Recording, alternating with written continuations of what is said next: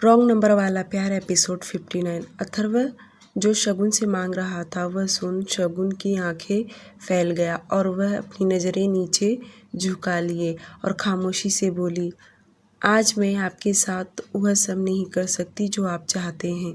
शगुन अच्छे से बोल नहीं पा रही थी क्योंकि उसे शर्म जो इतना आ रहा था। उसको इतना शर्माता देख अथर्व मुस्कुराते हुए आगे बोला, मैं क्या चाहता हूँ जो तुम नहीं कर सकती। और शगुन तो अच्छे से जानती थी कि अथर्व एक बात को लेकर बैठ जाए तो वह खींचता ही रहेगा। उसने तुरंत अपना चेहरा अथर्व के सीने में छुपाते हुए बोली, प्लीज़ मुझे अब सोना है।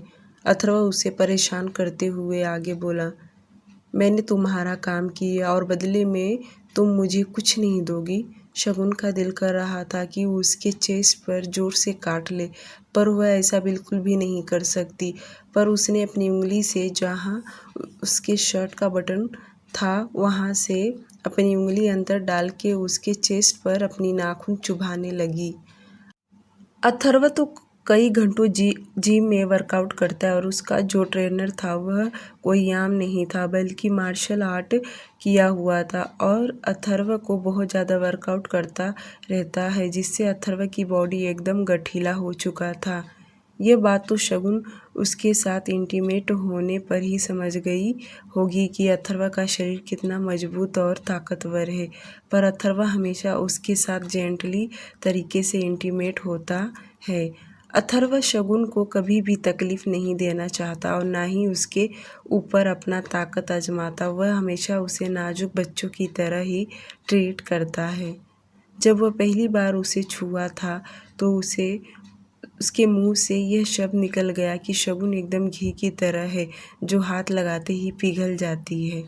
अथर्व धीरे से उसके कान में फुसफुसाते हुए बोला, अगर इस तरह से नाखून चुभाओगी तो मेरा नीयत खराब हो जाएगा और तुम्हारे ऐसे करने से मैं कुछ और ही समझूंगा।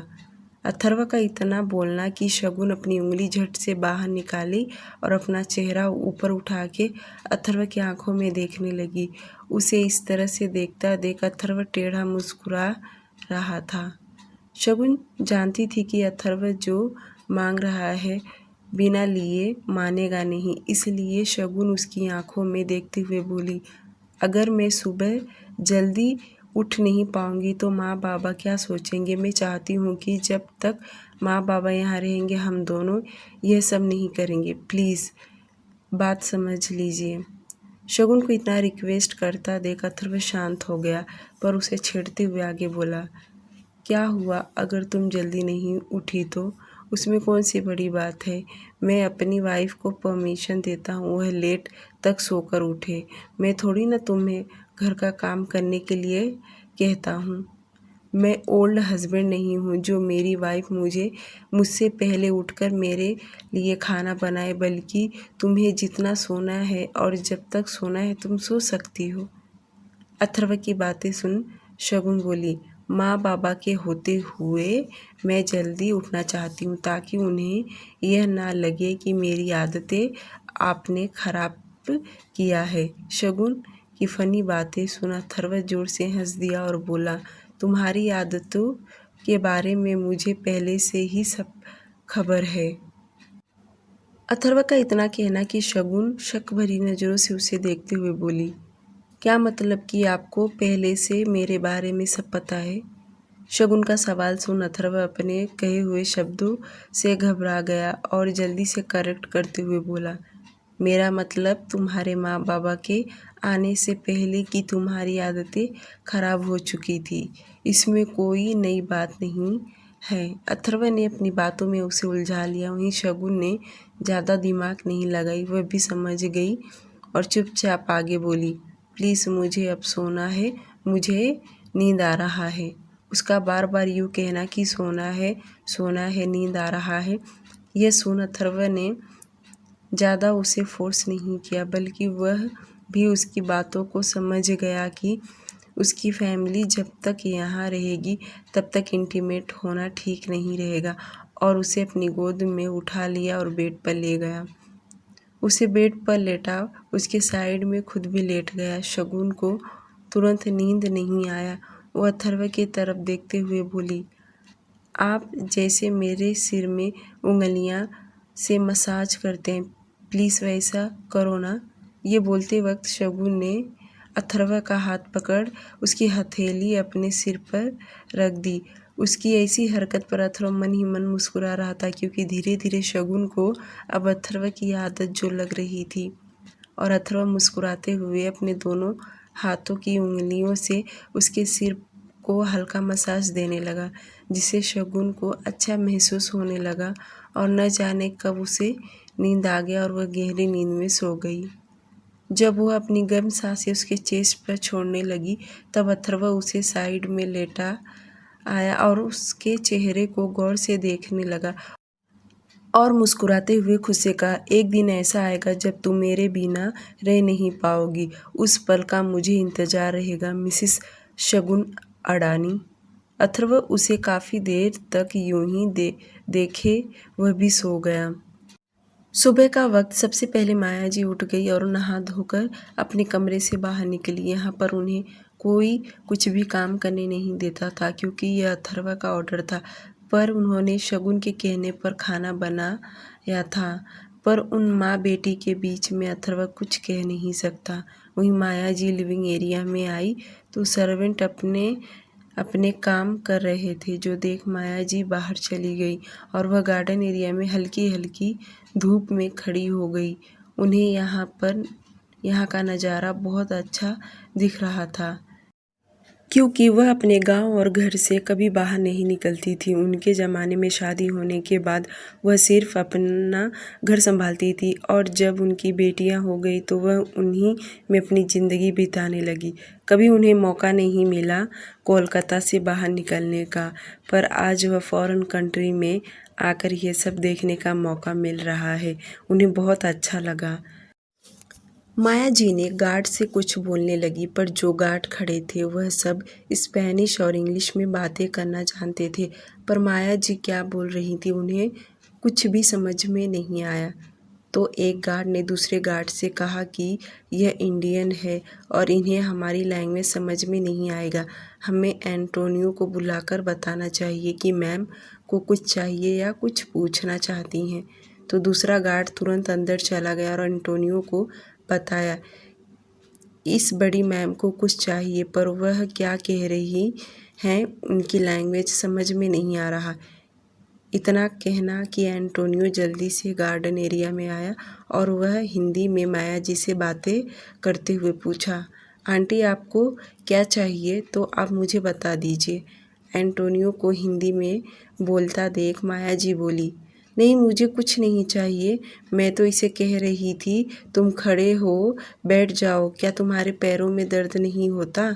माया जी का इतना कहना कि एंटोनियो हंसने लगा और बोला, नहीं आंटी, यह सब ट्रेनर है, इनके पैरों में दर्द नहीं होता, इनका शेड्यूल है, यह कुछ घंटे खड़ा रहेगा, इसके बाद दूसरा खड़ा रहेगा, इन्हें अपनी ड्यूटी अच्छे से पता है, जो कि वह फॉलो करते हैं।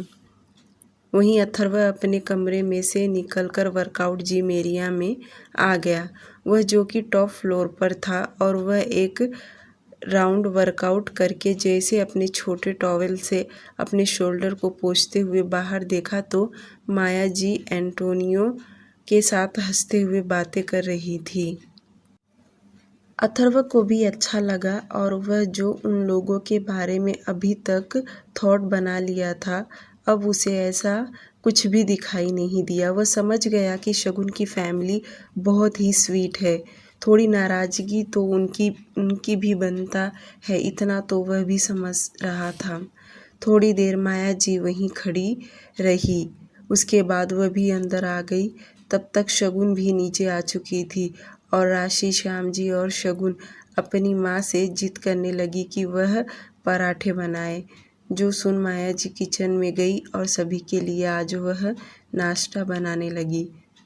दूसरी तरफ इंडिया, वेस्ट बंगाल, कोलकाता।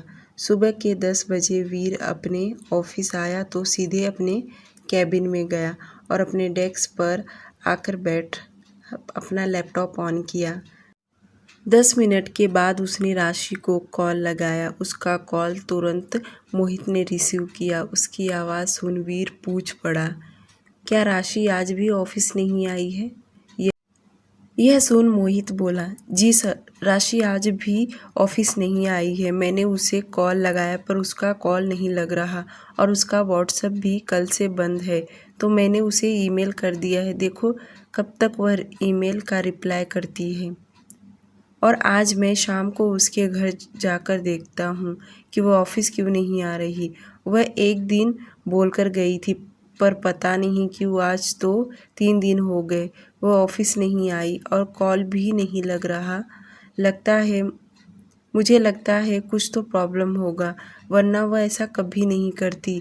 जब से उसने यह जॉब ज्वाइन की है उसने बिना बताए कभी छुट्टी नहीं ली है। मोहित का इतना कहना कि वीर भी सोचने लगा, आखिर यह लड़की गई तो गई कहाँ।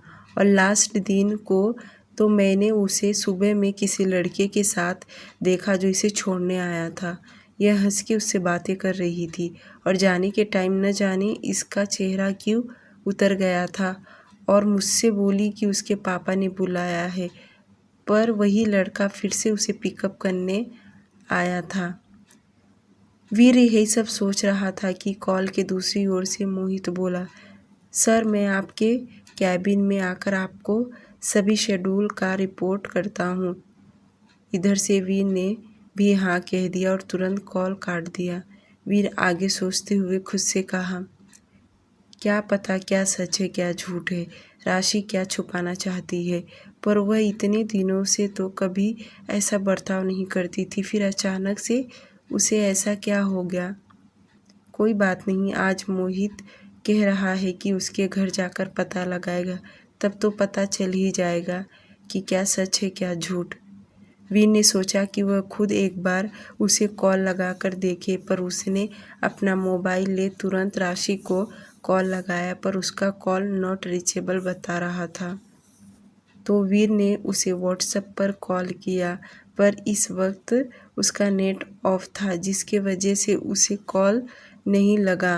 वीर ने तुरंत अपना मोबाइल साइड में रख दिया और अपने काम में बिजी हो गया। थोड़ी देर के बाद मोहित उसके कैबिन में आया और राशि के सारे काम उससे रिपोर्ट करने लगा। अब फिर से वीर का काम बढ़ गया था क्योंकि उसे राशि का भी काम करना पड़ रहा था। देखते देखते दोपहर हो गया और जब राशि ने अपना नेट ऑन की तब उसे वीर का व्हाट्सएप कॉल दिखा। यहाँ तक कि उसके पहले मोहित के कॉल मैसेजेस ईमेल सब आ गए थे।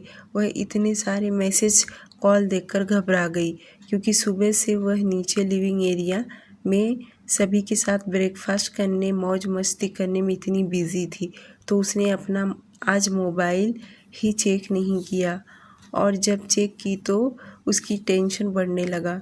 उसने सोचा कि तुरंत कॉल करे पर वह घबराने लगी कि क्या जवाब देगी और वह ऐसे करीब 10 मिनट तक सोचने लगी और बहुत सोचने के बाद उसने तरकीब निकाला कि ईमेल करना ही ठीक रहेगा, वरना कॉल किया तो वह सवाल पर सवाल पूछते जाएंगे जो कि राशि के पास कोई जवाब नहीं होगा।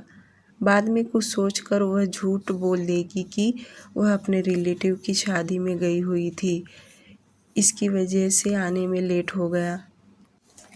यही सब सोचकर उसने जल्दी से मोहित को ईमेल का रिप्लाई कर दी कि वह अपने रिलेटिव कज़न की शादी में आई हुई है और वह आज आने वाली थी, पर उसकी फैमिली अभी भी वहीं रुक गई है, इसलिए उसे लेट होगा और वह और 1 हफ्ते नहीं आ सकती। इतना लंबा ईमेल सेंड कर दी। थोड़ी देर के बाद जब मोहित उसके ईमेल पढ़ा और जल्दी से वीर के कैबिन में आकर वीर को भी बता दिया कि वह और 1 वीक नहीं आने वाली है, वह अपने रिलेटिव के वेडिंग में गई हुई है। मोहित की बातें सुन वीर उसे ओके कहा। उसका ओके सुनकर मोहित कैबिन से बाहर चला गया। उसके जाते ही वीर फिर से सोचने लगा, अगर उसे शादी में जाना था तो उसने तो 1 दिन पहले उसे ऐसा कुछ कहा नहीं। बहुत अजीब लड़की है। इटली रोम सिटी, दोपहर का समय। अथर्वा ऑफिस चला गया था और वह ऑफिस जाने के बाद भी घर का ही व्यू अपने लैपटॉप में देख रहा था। थोड़ी टाइम उसने देखा जहाँ पर सभी घर वाले हैप्पी दिखाई दे रहे थे, एक दूसरे से अच्छे से बातें किए जा रहे थे। ये सब देख अथर्व को अच्छा लगा और उसने लैपटॉप साइड में रख अपने ऑफिस का काम करने लगा। इधर विला में राशि ने शगुन से बोली कि आए हुए 3 दिन हो गए, तुमने हमें कहीं घुमाया नहीं। राशि का इतना कहना कि शगुन उसे सॉरी बोलते हुए बोली, कोई बात नहीं राशि दीदी, आप रेडी हो जाइए, मैं तब तक एंटोनियो को कह देती हूँ, फिर हम सब शॉपिंग पर जाएंगे। इतना बोल राशि जल्दी से अपने कमरे में चली गई। वह जल्दी जल्दी तैयार होने लगी। इधर शगुन सर्वेंट लुसिया को अपने कमरे में बुलाई और उसे अथर्व को कॉल लगाने के लिए कही। सर्वेंट लुसिया ने तुरंत अथर्व को कॉल लगाई। उधर ऑफिस में बैठा अथर्व ने तुरंत कॉल रिसीव किया। शगुन अथर्व से बोली कि वह शॉपिंग पर जाना चाहती है। ऐसा नहीं था कि अथर्व उसे जाने नहीं देता, पर शगुन हमेशा उसका परमिशन लेकर ही बाहर जाती और अथर्व ने भी उसे जाने के लिए हाँ कह दिया और साथ ये भी कहा कि बिना एंटोनियो को वह कहीं भी न जाए। अथर्व का हाँ सुनते ही शगुन आगे बोली, अगर मुझे अपने परिवार वालों को कुछ खरीद कर देना होगा तो कैसे दूंगी, मेरे पास पैसे तो नहीं हैं। उसका इस तरह से पैसों के लिए शिकायत करता देख अथर्व मुस्कुरा दिया और बोला, तुम्हें इतना परेशान होने की ज़रूरत नहीं है। तुम्हें अपने परिवार वालों को जो कुछ भी खरीदना है तुम खरीद सकती हो और मैं चाहता हूँ तुम उन्हें किसी अच्छे और बड़े मॉल में लेकर जाना और अच्छे से शॉपिंग करा देना, ठीक है। अथर्व का इतना कहना कि शगुन चहकते हुए हाँ हाँ बोलने लगी। अथर्व ने आगे ये भी कहा कि वह बेड के पास वाले ड्रावर में से गोल्ड क्रेडिट कार्ड ले ले, जो सुनकर शगुन हंसते हुए हाँ बोल दी। अब दोनों ने कॉल काट कर दिया। वहीं कॉल कट होते ही अथर्व ने एंटोनियो को कॉल लगाया और कहा कि उसकी फैमिली को अच्छे से गाइड करना, भले चाहे तो दूसरे गार्ड को भी अपने साथ रख लो, कोई भी प्रॉब्लम नहीं होना चाहिए। अथर्व का ऑर्डर सुनते ही एंटोनियो उसे यकीन दिलाते हुए हाँ कहा और कॉल कट कर दिया। कॉल कट होते ही अथर्व वापस अपने लैपटॉप में घर का व्यू देखने लगा। थोड़ी देर के बाद सभी लोग लिविंग एरिया में जमा हो गए थे। वहीं शगुन अपने कमरे से बाहर निकली और राशि के कमरे में गई। राशि शगुन से धीरे से बोली, देख शगुन, मेरे पास अभी तक सैलरी नहीं आया हुआ है, पिछले मंथ का ही मेरे पास बचा कुछ पेमेंट है, तो ऐसी जगह पर चलना जहाँ पर मैं कुछ खरीद सकूँ, अपने लिए भी और माँ बाबा के लिए भी। तेरे रहन सहन और कपड़ों से पता चलता है कि तू बहुत बड़े मॉल में शॉपिंग करती होगी, पर मेरे पास इतना बजट नहीं है, तो हमें कहीं छोटे से शॉपकीपर पर लेकर जा।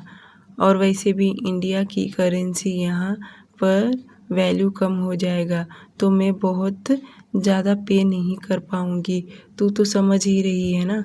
राशि जो बोल रही थी वह शगुन बड़े अच्छे से समझ पा रही थी और कैसे नहीं समझती, आखिर वह भी तो इन्हीं हालातों में पहले रहा करती थी। शगुन झट से राशि के गले लग गई और बोली, राशि दीदी, आपको इतना सोचने की ज़रूरत नहीं है। अभी मेरी अथर्व जी से बात हुई, उन्होंने अपना क्रेडिट कार्ड दिया है और ये भी कहा है कि आप लोगों को जो चाहे आप लोग ले सकते हैं। अभी दोनों बहनें लिविंग एरिया में आगे, जहाँ पर शगुन के माँ बाबा पहले से ही मौजूद थे। एंटोनियो आगे आकर सभी को अपने साथ चलने के लिए कहा। सभी लोग एक साथ कार में बैठकर चले गए। ये बहुत ही बड़ी कार थी। थोड़ी देर में रोम सिटी के बहुत बड़े मॉल में वे लोग पहुंच गए। वे सभी इस वक्त मॉल में वीआईपी गेस्ट थे। उन्हें वहां का मैनेजर अपने साथ लेकर गया और उन्हें ब्रांडेड कपड़े लेकर हर एक चीज़ दिखाने लगा। माया जी के पास यहाँ पर कुछ दिखाई नहीं दे रहा। वह राशि अपने लिए बहुत कुछ सेलेक्ट करने लगी। उसने बहुत अच्छे अच्छे वेस्टर्न कपड़े लिए। करीब आधे घंटे के बाद अथर्व पहुंच पड़ा। अथर्व थोड़ा लेट करके आया और उसने अपने चेहरे पर मास्क लगाया हुआ था और जब शगुन के पास पहुंचा तो उसने अपने चेहरे से मास्क उतार दिया। उसको यहाँ देख सभी लोग चौंक गए, क्योंकि किसी को भी उम्मीद नहीं था कि अथर्व आएगा, खास करके शगुन को। अथर्व को यहाँ देख न जाने क्यों आज शगुन को देख अच्छा लग रहा था, क्योंकि वह अपनी फैमिली के लिए कुछ डिसाइड नहीं कर पा रही थी क्या लेकर दे। वह इतनी भी मैच्योर नहीं हुई थी। शगुन जल्दी से अथर्व के सामने गई और अथर्व का हाथ पकड़ते हुए बोली, अच्छा हो गया आप आ गए। मैं यही सोच रही थी माँ बाबा के लिए क्या लूँ। माँ के लिए तो यहाँ पर साड़ियाँ भी नहीं है, ऐसा लग रहा है उन्हें बेवजह में लेकर आ गई। हम दोनों बहनें ने तो बहुत कुछ ले लिया। शगुन का इतना कहना कि अथर्व मुस्कुराते हुए बोला, ऐसा किसने कहा कि उनके लिए कुछ लेने जैसा नहीं है। वैसे देखा जाए तो तुम लोगों से ज़्यादा उन लोगों के लिए है। शगुन अपनी आंखें छोटी करते हुए बोली, क्या मुझे तो कुछ दिखाई नहीं दे रहा। अथर्व उन्हें डायमंड वाले डिपार्टमेंट में लेकर जाना चाहता था, पर वह शगुन के हाव भाव से ही समझ गया कि उन लोगों को डायमंड से ज़्यादा गोल्ड पसंद है। तो वह उसकी फैमिली को गोल्ड शोरूम में लेकर गया और श्याम जी माया जी के लिए उसने गोल्ड के चेन सेलेक्ट किया।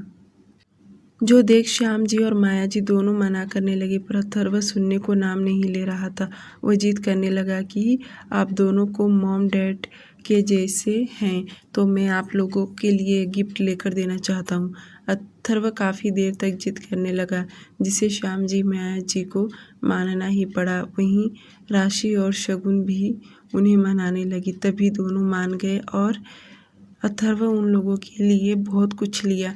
थोड़ी देर के बाद अथर्व उन लोगों को बाय बोलकर जाने लगा। शगुन उसे रोक रही थी, पर अथर्व रुका नहीं। वह उन लोगों से पहले निकल गया और अपने चेहरे पर मास्क लगा लिया। जिस रास्ते से आया था उसी रास्ते से होते हुए ऑफिस पहुंच गया। शगुन की फैमिली अभी भी 1 घंटे तक उस मॉल में घूमते रहे, क्योंकि यह मॉल बहुत बड़ा था और राशि तो जगह जगह पर अपना फ़ोटो निकालते जा रही थी। धीरे धीरे शाम हो गया। वे सभी लोग मॉल से बाहर निकले। शगुन ने एंटोनियो से बोली, हम सबको किसी अच्छे रेस्टोरेंट में लेकर चलो, क्योंकि हमें खाना भी खाना है। एंटोनियो तुरंत अच्छे से वेज रेस्टोरेंट में लेकर गया, क्योंकि उन्हें पता था कि शगुन और शगुन की फैमिली नॉनवेज तो नहीं खाती होगी। 1 घंटे में वे लोग उस रेस्टोरेंट से खाना खाए, क्योंकि कुछ चीज़ें तो माया जी को पसंद नहीं आया, तो कुछ चीज़ें श्याम जी को भी पसंद आ रहा। और बाद में उन्होंने जो ऑर्डर दिया वह बनने में काफ़ी टाइम लगा। इसके वजह से उन्हें घंटे भर ऊपर लग गया।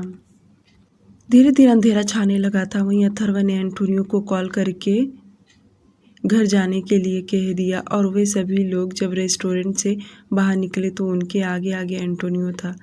इतने सारे लोगों को एक साथ में रेस्टोरेंट में देखो, आदमी उन सब पर नोटिस कर रहा था, क्योंकि काफ़ी दिनों से शगुन घर से बाहर नहीं निकलती थी और आज वह रेस्टोरेंट में उन लोगों को दिख गई।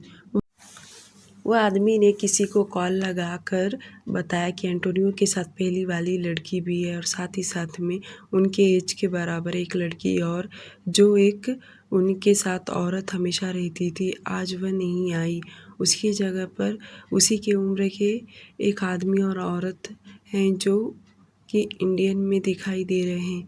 मुझे लगता है ये लोग इटली में फर्स्ट टाइम आए हुए हैं। कॉल की दूसरी ओर से वो आदमी बोला, हो सकता है ये लोग घूमने फिरने आए हो, उनके रिलेटिव हो। और जो औरत इन दोनों के साथ हमेशा रहती वह एंटोनियो की मॉम ही है।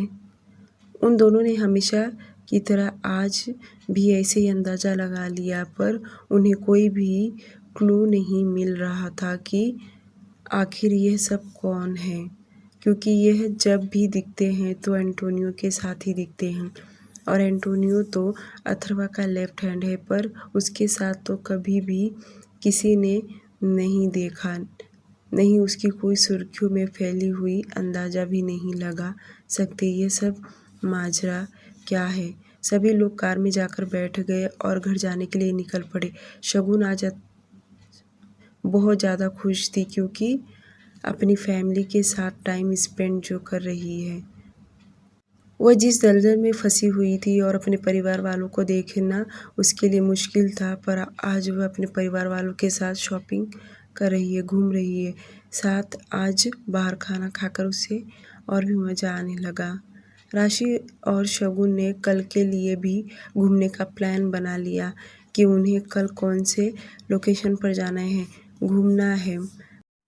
घर आने तक पूरे रास्ते भर दोनों पक पक पक पक करते हुए आए। उन्होंने कल के लिए भी अपने बहुत सारे लिस्ट बना लिए।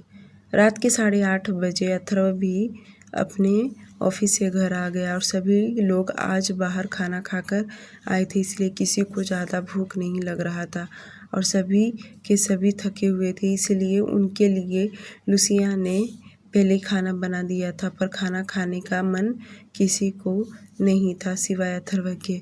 अथर्व बिना किसी को खाना खाए कमरे तक जाने नहीं दिया। अथर्व के लिए सभी चुपचाप बैठकर थोड़ा थोड़ा खाना खाने ही पड़ा। थोड़ी देर के बाद सभी लोग खाना खाकर अपने अपने कमरे में चले गए। अथर्व और शगुन भी अपने कमरे में आए। अथर्व ने पहले ही नोटिस कर लिया था कि शगुन कितनी खुश नजर आ रही है और जब से दोनों बेड पर गए तो शगुन आज उसके गले लिपटकर सोने लगी। यह ऐसा वह पहली बार कर रही थी और उसके करने का रीज़न भी अथर्व अच्छे से जानता था कि वह ऐसा क्यों कर रही है, पर जो भी हो उसे भी बहुत अच्छा लगा। 2 दिन बाद धीरे धीरे 2 दिन बीत गया शगुन के फैमिली को आए हुए। करीब यहाँ 5 दिन हो गए। वहीं राशि 5 दिन अपने ऑफिस नहीं गई, जिसके चलते उसके ऑफिस वाले भी परेशान होने लगे क्योंकि राशि इतना छुट्टी पर किसी को बता कर नहीं गई थी।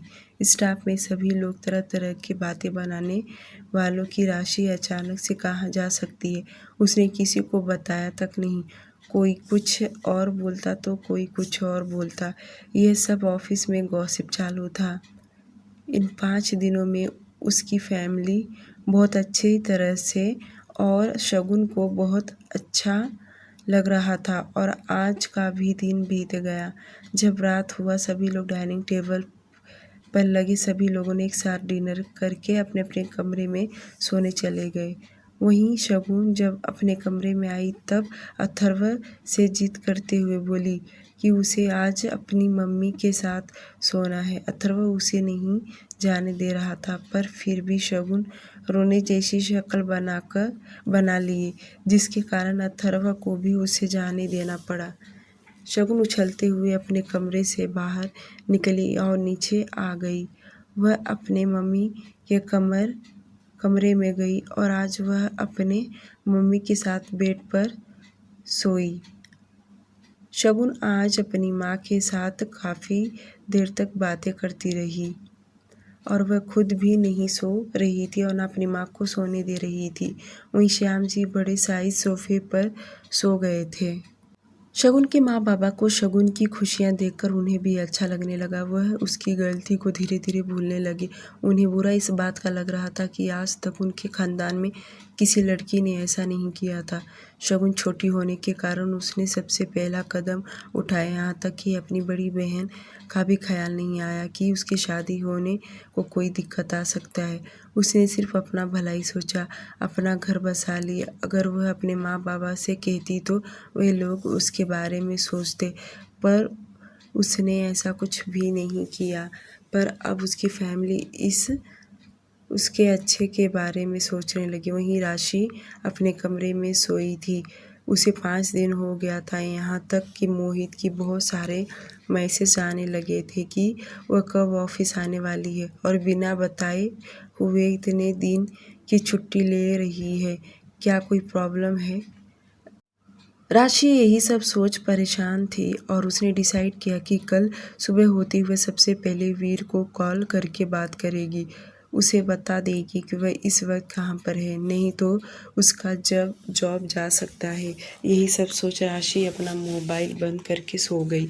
वहीं अथर्व का कमरा, इतने महीनों से अथर्व को शगुन की आदत लग चुकी थी और आज शगुन अपनी माँ के साथ उनके कमरे में सो रही है, जिससे अथर्व को बिल्कुल भी अच्छा नहीं लग रहा।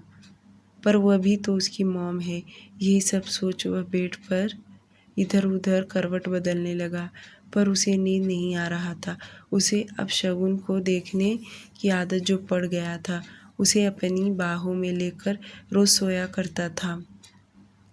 अथर्व इसे देखते देखते करवट बदलते काफ़ी देर हो गया और न जाने कब उसे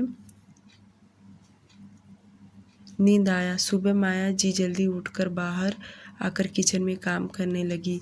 वहीं शगुन काफ़ी देर से सोकर उठी और धीरे से अपने कमरे में चली गई। आज अथर्व जल्दी उठ गया था, जैसे कि उसे रात भर नींद ही अच्छी सी नहीं आया हो, और वह शगुन के आते ही उसका हाथ पकड़ के अपने गले लगा लिया। वह अभी तक फ्रेश नहीं हुई थी, फिर भी अथर्व उसे जहाँ तहाँ किस करने लगा। काफ़ी देर तक अथर्व शगुन को किस करता रहा, उसके होठ से गले तक, उसके गर्दन, उसके गाल, हर जगह किस करते रहा, जब तक कि उसका मन नहीं भरा। धीरे धीरे सोफे तक लेकर गया और उसका हाथ भी उसके बॉडी पर फेरने लगा। शगुन अपने दोनों हाथों से उसे रोकना चाहती थी, पर उसकी ताकत के आगे वह कमज़ोर हो गई। जब उसे सांस लेने में दिक्कत हुआ तब जाकर अथर्व उसे छोड़ा। अथर्व गुस्से से देखते हुए बोला, अगली बार तुम इस कमरे से बाहर नहीं निकलोगी, और तुम जल्दी क्यों नहीं आई? शगुन अपनी सांसों पर काबू पाने की कोशिश कर रही थी। वहीं अथर्व अपने सवालों पर सवाल सामने रखते जा रहा था। जैसे वो अपने आप को शांत की, अथर्व की सवाल सुन वह चिढ़ते हुए बोली, जैसे आप अपने आप को इम्पोर्टेंट समझते हैं ना, वैसे ही मेरे परिवार वाले वह भी मेरे लिए बहुत ज़्यादा इम्पोर्टेंट है। अथर्व अभी तक फ्रेश होने नहीं गया था, वह शगुन के आने का इंतज़ार कर रहा था, और शगुन को देख वह बोला, चलो हम दोनों साथ में फ्रेश हो जाते हैं। शगुन मना कर रही थी, पर अथर्व सुनने को तैयार नहीं।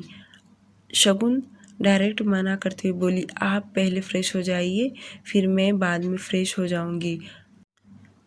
पर अथर्व कहाँ सुनने को, उसे तो गुस्सा आ रहा था कि शगुन किस तरह अपने माँ बाबा के साथ उनके कमरे में सोई, और मैं उससे अपने साथ फ्रेश होने के लिए कह रहा हूँ तो नहीं मना कर रही है। अथर्व भी बहुत जिद्दी था। वह शगुन को अपने गोद में उठाकर वॉशरूम की तरफ जाने लगा। शगुन अपना हाथ पैर चला रही थी, पर अथर्व उसे छोड़ा नहीं। आखिरकार शगुन हार मानकर उसे भी जाना पड़ा। वॉशरूम में आते ही उसे स्लैब पर बिठाया, उसे फिर से किस करने लगा। अथर्व उसे काफ़ी देर तक किस करता रहा, जिससे शगुन भी कहराने लगी, और धीरे धीरे वह भी उसका पूरा साथ दे रही थी। अब दोनों फिर से मदहोश होने लगे। अथर्व धीरे धीरे शगुन के बॉडी से उसका कपड़ा उतार नीचे फ्लोर पर फेंकने लगा। अब शगुन से ब्रा और पेंटी पर थी। अथर्व अपने दोनों हाथ से उसके ब्रेस्ट को सहलाने लगा, जिससे अब शगुन भी एकदम रेडी हो गई थी और उसे भी कंट्रोल नहीं हो रहा। वह अपने दोनों हाथों से अथर्व के शर्ट के बटन खोलने लगी। शगुन को इस तरह से करता देख अथर्व एकदम आउट ऑफ कंट्रोल हो गया। देखते देखते अब दोनों बिना कपड़े के खड़े थे। अथर्व अपने एक उंगली से शगुन के प्राइवेट पार्ट में डाल से सहलाने लगा। शगुन आंखें बंद कर उसे फील कर रही थी, और अथर्व भी अब पूरी तरह हार्ड हो गया और झट से शगुन को उठाकर बाथ टब में ले गया। बाथ टब काफ़ी ज़्यादा बड़ा था। शगुन नीचे थी तो अथर्व उसके ऊपर। लगभग 1 घंटे तक दोनों इस बाथ टब में इंटीमेट होते रहे। शगुन अपने नाखून अथर्व के पीठ पर चुभाती रही। 8 दिन के ऊपर हो गया था वह दोनों इंटीमेट नहीं हुए थे, तो आज दोनों को बहुत अच्छा लग रहा था। 1 घंटे भी उन दोनों के लिए बहुत कम टाइम लग रहा था। फिर भी सुबह सुबह सेक्स करके उन्हें काफ़ी अच्छा लगा, सबसे ज़्यादा अथर्व को। और 1 घंटा करने में शगुन ज़्यादा थकी नहीं, बल्कि दोनों साथ में शावर लेकर फ्रेश हुए और बाहर आ गए। अथर्व जल्दी से उसे छोड़ वह नहीं चाहता था कि शगुन कमज़ोर पड़ जाए, और 1 घंटे में उसकी बॉडी को कोई ज़्यादा फ़र्क नहीं पड़ा। वैसे भी आजकल वह काफ़ी ज़्यादा स्ट्रॉन्ग जो हो गई थी, और वर्कआउट की वजह से भी उसकी बॉडी बहुत ज़्यादा स्ट्रॉन्ग होते जा रही थी। दोनों वॉशरूम से बाहर निकले और सीधे क्लोसेट में जाकर अपने अपने कपड़े पहन ड्रेसिंग टेबल के सामने आकर दोनों तैयार हो गए। तैयार होने के बाद शगुन जैसे कमरे से जाने को मुड़ी कि अथर्व उसका हाथ पकड़ के पूछा, क्या तुम्हें चलने में दर्द हो रहा है? अथर्व का इतना पूछना कि शगुन को शर्माने लगा, क्योंकि उसे भी अच्छा लगा था सुबह सुबह सेक्स करना। अथर्व की तरफ देखते हुए बोली, नहीं, मुझे स्टार्टिंग में हमेशा दर्द होता था, पर अब नहीं, अब आदत हो गया है। थोड़ा थोड़ा पेन करता है, पर बाद में ठीक हो जाता है। और आज आपने 1 घंटे ही किया, इसलिए दर्द नहीं हो रहा। अगर रात को बेड पर करते तो आप मुझे छोड़ते नहीं, जिससे मुझे सुबह में उठने में तकलीफ़ हो जाता। शगुन बड़े आसानी से ये सब बोलते जा रही थी। उसकी बातें सुन अथर्व मुस्कुरा दिया और उसके फोरहेड पर किस करते हुए बोला, मुझे तुम्हारे दर्द से फ़र्क पड़ता है। मैं तुम्हें ज़्यादा तकलीफ़ नहीं देना चाहता, क्योंकि मुझे तुमसे यह रोज़ चाहिए। अथर्व का इतना कहना कि शगुन उसे गुस्से से घूर कर देखने लगी और अपने हल्के हाथ से उसके चेस्ट पर मारते हुए बोली, अभी तो हमने किया था, फिर भी आपका और मन करता है। अथर्व मुस्कुराते हुए बोला, मैं क्या करूँ, तुम हो ही इतनी हॉट, जब भी देखता हूँ तो मैं हार्ड हो जाता हूँ। उसकी बातें सुन शगुन शर्माने लगी और अपनी नज़र इधर उधर करते बोली, मुझे नीचे जाना है, राशि मेरा इंतज़ार करती होगी। अथर्व उसका हाथ पकड़ कमरे से बाहर निकला और वह दोनों नीचे लिविंग एरिया में आए, जहाँ पर सभी लोग मौजूद थे। माया जी सर्वेंट लूसिया ने ब्रेकफास्ट रेडी कर दिया और सभी लोग एक साथ में बैठकर ब्रेकफास्ट किए। आज अथर्व का मूड सुबह सुबह बहुत फ्रेश दिखाई दे रहा था, क्योंकि उसे जो चाहिए वह सब मिल गया था। डियर लिसनर, आज के लिए सिर्फ इतना ही। प्लीज़ स्टोरी को लाइक, चैनल को सब्सक्राइब कर दीजिए।